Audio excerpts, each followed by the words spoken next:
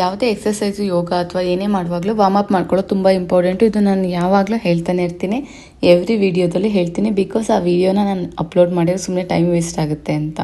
Because ನೀವು ಬೇರೆ ವಿಡಿಯೋಗಳಲ್ಲಿ ಕೆಲವೊಂದರಲ್ಲಿ add ಮಾಡಿರ್ತೀನಿ. ಇದೇನು ಮಾಡ್ತಾಯಿದ್ದೀನಿ ಇವತ್ತು ನಾನು ಅಂತಂದರೆ ಸೈಡ್ ಟ್ವಿಸ್ಟು ಮತ್ತು ಈಗ ನಾವು ವಾಲ್ ಪ್ರೆಸ್ ಹೇಗೆ ಮಾಡ್ತೀವಿ ಅದೇ ಥರ ಬ್ಯಾಕ್ ಟರ್ನ್. ಇದರಿಂದ ಏನಾಗುತ್ತೆ ಅಂದರೆ ಎಸ್ಪೆಷಲಿ ಮೇನ್ ಸೈಡ್ ಭಾಗ ಅದಕ್ಕೆ ಜಾಸ್ತಿ ವರ್ಕೌಟ್ ಆಗುತ್ತೆ. ಆ್ಯಪ್ಸಲ್ಲೂ ಸಹ ಸೆಂಟರ್ ಹೊಟ್ಟೆ ಬಿಟ್ಟು ಸೈಡ್ ಹೊಟ್ಟೆಗಳು ಬರುತ್ತೆ ಗೊತ್ತಾ, ಅಲ್ಲೂ ತುಂಬ ಚೆನ್ನಾಗಿ ವರ್ಕೌಟ್ ಆಗುತ್ತೆ. ನೀವು ನೀಟಾಗಿ ಮಾಡಿದರೆ ನಿಮಗೆ ನೆಕ್ಸ್ಟ್ ಡೇ ಅದು ಸ್ವಲ್ಪ ಪೇಯ್ನ್ ಇರುತ್ತೆ. ಮತ್ತು ಈಗ ಚೆಸ್ಟ್ ಲೈನಲ್ಲೂ ಸಹ ಅಂಡರ್ ಆರ್ಮ್ಸಿಂದ ಕೆಳಗಡೆ ಎಲ್ಲ ಕೊಲೆಸ್ಟ್ರಾಲ್ ಇರುತ್ತಲ್ಲ ಅದು ಸಹ ಕಮ್ಮಿ ಆಗುತ್ತೆ. ಮತ್ತು ನಾವು ಬ್ಲೌಸ್ ಹಾಕ್ತವಾಗ ಸ್ಯಾರಿ ಬ್ಲೌಸು ಅವೆಲ್ಲ ಹಾಕಿದಾಗ ಹಿಂದೆ ಒಂದು ಪುಷ್ ಬಂದಿರುತ್ತೆ, ಈ ಥರ ದಪ್ಪ ಥರ ಸ್ಕಿನ್ ಬಂದಿರುತ್ತೆ, ಎಕ್ಸ್ಟ್ರಾ ಟೈಟ್ ಆಗಿರೋ ಥರ, ಅದು ಸಹ ಕಮ್ಮಿ ಆಗುತ್ತೆ. ನೀವು ಪೂರ್ತಿ ವಿಡಿಯೋನ ನೋಡಿ ಅದರಲ್ಲಿ ನಾನು 2-3 ಥರ ಮಾಡಿದ್ದೀನಿ. ಏನು ಮಾಡಿದ್ದೀನಿ ಅಂದರೆ ಇಲ್ಲಿ ಕಾಲನ್ನು ಕ್ಲೋಸ್ ಮಾಡಿದ್ದೀನಿ. ನೀವು ಬೇಕಿದ್ರೆ ಈ ಸ್ಕ್ರೀನ್ ಹಾಕೋವಾಗ ರಾಡ್ ಬರುತ್ತಲ್ಲ ಆ ಥರದ್ದು ನಾನು ಹಿಡ್ದಿರೋದಕ್ಕಿಂತ ಇನ್ನೂ 1 ಅಡಿ ಜಾಸ್ತಿ ಬೇಕು. ಆ ಕಡೆಗೆ 1 ಅಡಿ, ಈ ಕಡೆಗೆ 1 ಅಡಿ, ಅಥವಾ ಮಿನಿಮಮ್ ಒಂದೊಂದು ಅರ್ಧ ಅಡಿ ಆದರೂ ಬೇಕು. ಆ್ಯಕ್ಚುಲಿ ನಾನು ಆಲ್ರೆಡಿ ಯೂಸ್ ಮಾಡಿರೋದು ಒಂದು ಕಟ್ಟಾಗಿರೋ ರಾಡ್ ಇತ್ತು, ಅದ್ರಲ್ಲಿ ಮಾಡಿದ್ದೇನೆ. ಸ್ವಲ್ಪ ಲೆಂತ್ ಇದ್ದರೆ ಎರಡೂ ಕೈನ ಕಂಫರ್ಟಬಲ್ ಆಗಿ ಇಟ್ಕೊಂಡು ಅದ್ರ ಮೇಲೆ ನಾವು ಮಾಡಬಹುದು. ನನಗೇನಾಗಿದೆ, ನಾನು ಎಕ್ಸಸೈಸ್ ಸ್ವಲ್ಪ ಕಡಿಮೆ ಮಾಡ್ತಿರೋದ್ರಿಂದಾಗಿ ಸರಿಯಾಗಿ ಇನ್ನೂ ಸ್ಟ್ರೆಚ್ ಆಗ್ತಿಲ್ಲ. ಇನ್ನೂ ಚೆನ್ನಾಗಿ ಸ್ಟ್ರೆಚ್ ಆಗುತ್ತೆ, ಇನ್ನೂ ಸಹ ಜಾಸ್ತಿ ಬೆಂಡ್ ಆಗಬಹುದು. ಅಕ್ಕಪಕ್ಕ ಏನೇ ಐಟಮ್ ಇದು ಸ್ವಲ್ಪ ಸೈಡಿಗೆ ಇಟ್ಕೊಳ್ಳಿ, ಇಲ್ಲ ಫೀಲ್ಡ್ ಇಲ್ಲ ಟೆರೆಸ್ಸೋ ಅಂಥ ಪ್ಲೇಸ್ಗಳಲ್ಲಿ ಇದನ್ನು ಮಾಡಿ. ದೆನ್ ಈಗ ನೀವು ಬ್ಯಾಕಲ್ಲಿ ನೋಡಿದ್ರೆ ನೀಟಾಗಿ ಎಲ್ಲಿ ವರ್ಕೌಟ್ ಆಗುತ್ತೆ ಗೊತ್ತಾಗುತ್ತೆ. ಈಗ ಟರ್ನ್ ಆಗ್ತಾಯಿದ್ನಲ್ಲ, ಇದರಲ್ಲೂ ಅಷ್ಟೇ ಆ್ಯಪ್ಸ್ ಜೊತೆಗೆ ಮೇಲೆ ಶೋಲ್ಡರ್ ಹತ್ರ ಮತ್ತು ಚೆಸ್ಟು ಅದೆಲ್ಲ ಸಹ ಶೇಪ್ ಆಗುತ್ತೆ ನೀಟಾಗಿ. ಅಲ್ಲಿರೋ ಕೊಲೆಸ್ಟ್ರಾಲ್ ಬರ್ನ್ ಆಗುತ್ತೆ. ನೆಕ್ ಹತ್ರನೂ ಸಹ ಶೇಪ್ ಆಗುತ್ತೆ, ಅದು ಸಹ ಈ ಡಬಲ್ ಚಿನ್ ಇರುತ್ತಲ್ಲ ಅದು ಕಮ್ಮಿ ಆಗುತ್ತೆ. ನೀವು ಇದನ್ನು ಕೂತ್ಕೊಂಡು ಮಾಡ್ಬೋದು ಸ್ಟೂಲ್ ಮೇಲೆ, ಅಂದರೆ ನಾವು ಹೊರಕೊಳ್ಳೋ ಆರಾಮ್ ಚೇರ್ ಇರುತ್ತಲ್ಲ ಅದಲ್ಲ, ಸ್ಟೂಲು ಓಪನ್ ಇರಬೇಕು, ಅದನ್ನು ಸಹ ಮಾಡಿದ್ದೀನಿ.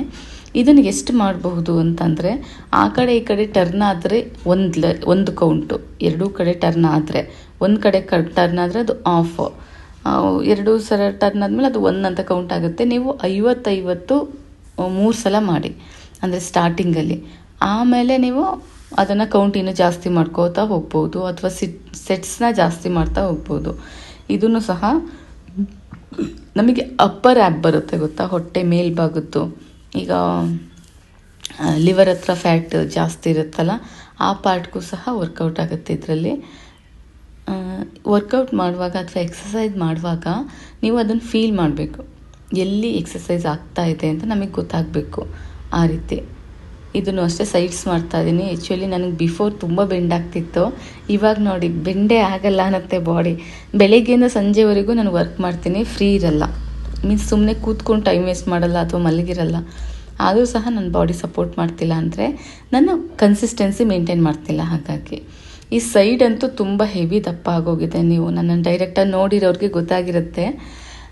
ಅಂದರೆ ಈ ಥೈಸಿಂದ ಮೇಲೆ ಸೈಡ್ ಬರುತ್ತಲ್ಲ ಆ ಪಾರ್ಟು, ಮತ್ತು ಹೊಕ್ಕಳನ ಸುತ್ತ ಫುಲ್ ಫ್ಯಾಟ್ ಕೂತಿದೆ. ಫುಲ್ ಅಂದರೆ ಫುಲ್ಲು. ನಾನು ಏನು ಮಿಸ್ಟೇಕ್ ಮಾಡ್ತಾಯಿದ್ದೀನಿ ಅಂತಂದರೆ, ನೈಟ್ ಟೈಮ್ ಜಾಸ್ತಿ ತಿಂತಾಯಿದ್ದೀನಿ. ನೈಟ್ ಟೈಮ್ ಆ್ಯಕ್ಚುಲಿ ಕಡಿಮೆ ತಿನ್ನಬೇಕು, ಅಥವಾ ತಿಂದಿಲ್ಲ ಅಂದರೂ ಏನೂ ಸಮಸ್ಯೆ ಅಂತೂ ಆಗಲ್ಲ. ಅಂಥದ್ರಲ್ಲಿ ನಾನು ಬೆಳಗ್ಗೆ ಎಲ್ಲ ಚೆನ್ನಾಗಿ ವರ್ಕ್ ಮಾಡಿ ಸಂಜೆ ಹೋಗಿ ಸುಸ್ತಾಗಿರುತ್ತೆ, ಒಂದು ಸ್ವಲ್ಪ ಹೊತ್ತು ರೆಸ್ಟ್ ಮಾಡೋಣ ಅಂತ ಟಿ ವಿ ಹಾಕ್ಕೊತೀನಿ. ತಿಂತಾ ಇರೋದು ನಾನು ಮಿಸ್ಟೇಕ್ ಏನು ಮಾಡ್ತಾಯಿದ್ದೀನಿ ಅಂತ ನನಗೆ ಗೊತ್ತಾಗ್ತಿದೆ. ಆದರೆ ಅದನ್ನು ಕಂಟ್ರೋಲ್ ಮಾಡೋಕ್ಕೆ ನನ್ನ ಕೈಲಿ ಆಗ್ತಿಲ್ಲ. ಅದನ್ನು ಕಂಟ್ರೋಲ್ ಮಾಡಬೇಕು ಅಂದರೆ ನನ್ನ ಮೈಂಡನ್ನು ನಾನು ಫಸ್ಟ್ ಕಂಟ್ರೋಲಿಗೆ ತೊಗೋಬೇಕು. ನನ್ನ ಮೈಂಡ್ ನನ್ನನ್ನು ಕಂಟ್ರೋಲಿಗೆ ತೊಗೋಬೇಕು. ನಾನಂದರೆ ನನ್ನ ಬಾಡಿ ನನ್ನ ಕಂಟ್ರೋಲಿಗೆ ಬರಬೇಕು.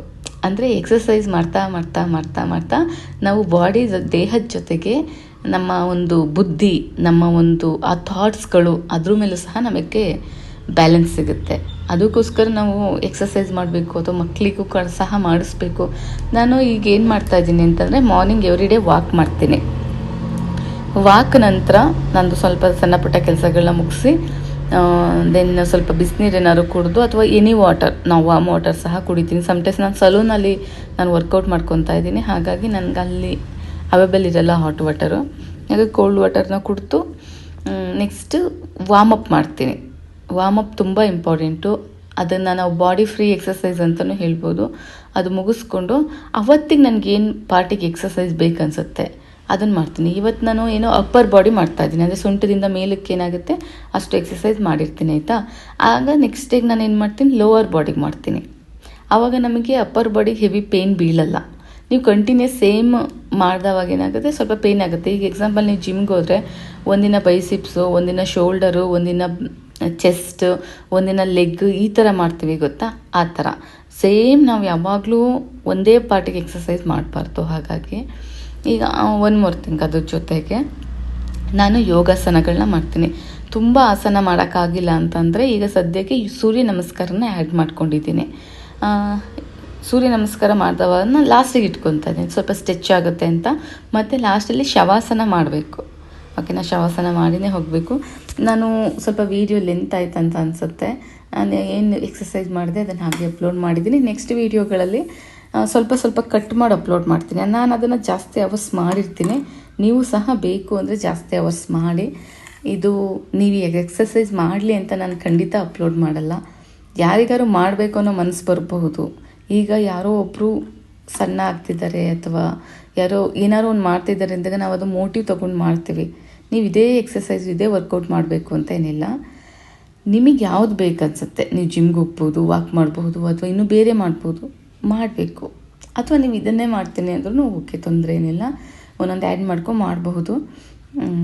ಸೊ ನಾವು ಬೇರೆಯವರಿಂದ, ಈಗ ನಾನಾದರೂ ಅಷ್ಟೇ ಬೇರೆಯವರಿಂದನೂ ಮೋಟಿವ್ ತೊಗೊತೀನಿ. ನನ್ನನ್ನು ನೋಡಿ ಯಾರು ಮೋಟಿವ್ ಆಗಬಹುದು, ಗೊತ್ತಿಲ್ಲ. ಸೊ ಆ ಉದ್ದೇಶದಿಂದ ನಾನು ವೀಡಿಯೋಗಳನ್ನ ಮಾಡ್ತೀನಿ. ಆಮೇಲೆ ಮತ್ತೆ ಯಾರು ಮೋಟಿವ್ ಆಗ್ತಾರೋ ಬಿಡ್ತೀರೋ ಗೊತ್ತಿಲ್ಲ, ನಾನು ವೀಡಿಯೋ ಮಾಡಿ ಅಪ್ಲೋಡ್ ಮಾಡೋದ್ರಿಂದ ನನಗೆ ಮೋಟಿವೇಶನ್ ಸಿಗುತ್ತೆ. ಮೇಯ್ನೇ ನಂದು ಅದು ಯಾಕೆ ಏನು ಎಕ್ಸಾಕ್ಟ್ ರೀಸನ್ ಗೊತ್ತಿಲ್ಲ.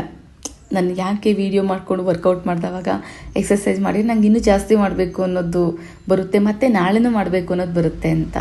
ಬಟ್ ಅದು ಹಾಗೆ ಅನಿಸುತ್ತೆ.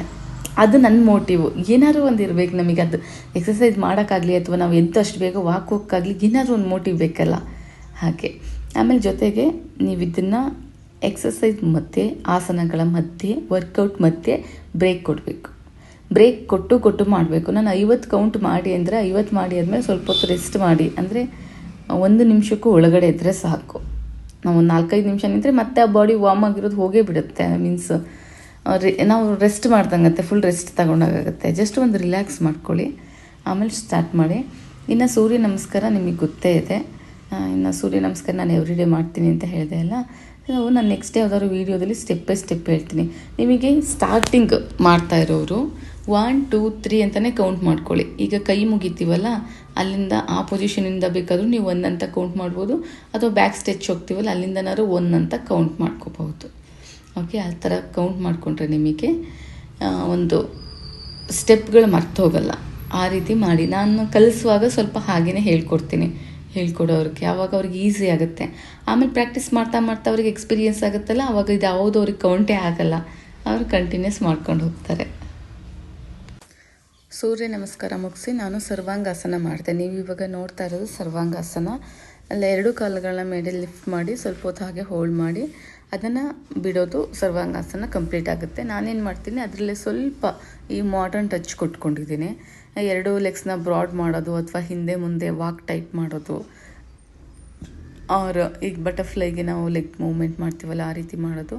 ಆ ರೀತಿ ಕೆಲವೊಂದು ಮೂಮೆಂಟ್ಸ್ಗಳನ್ನ ಆ್ಯಡ್ ಮಾಡ್ಕೋಬಹುದು. ಯೋಗಾಸನದಲ್ಲಿ ಕೊನೆಯಲ್ಲಿ ಶವಾಸನ ಮಾಡೋದು ಕಂಪಲ್ಸರಿ. ಎಕ್ಸಸೈಸ್ ಮಾಡಿದಾಗ ಸ್ವಲ್ಪ ಹೊತ್ತು ರೆಸ್ಟ್ ಮಾಡಿ ಕೂತಿದ್ದು ಹೋಗೋದು best. Thank you for watching my video. Thank you so much.